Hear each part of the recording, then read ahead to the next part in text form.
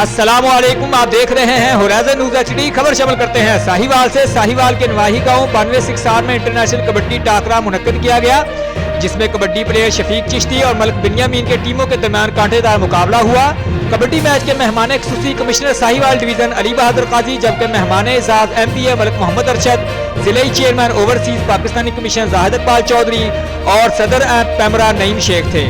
Match देखने के लिए शहरियों की बड़ी तादाद स्टेडियम में मौजूद थी। दोनों कबड्डी टीमों के दरमियान कांटेदार मुकाबला हुआ और मैच शफीक चिश्ती की टीम ने 14 के पॉइंट मुकाबले में 15 पॉइंट से जीत लिया।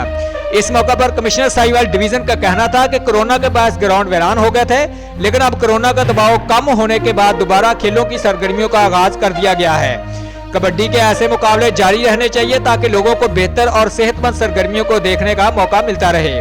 MPA मलिक मोहम्मद अरशद का कहना था कि ग्राउंड आबाद होंगे तो अस्पताल वीरान होंगे। कबड्डी मैच में कमिश्नर साहिवाल के आने से खिलाड़ियों की हौसला अफजाई हुई है। मैच के आखिर में रनर अप और जीतने वाली टीम में ट्रॉफियां और इनामात तकसीम किए गए।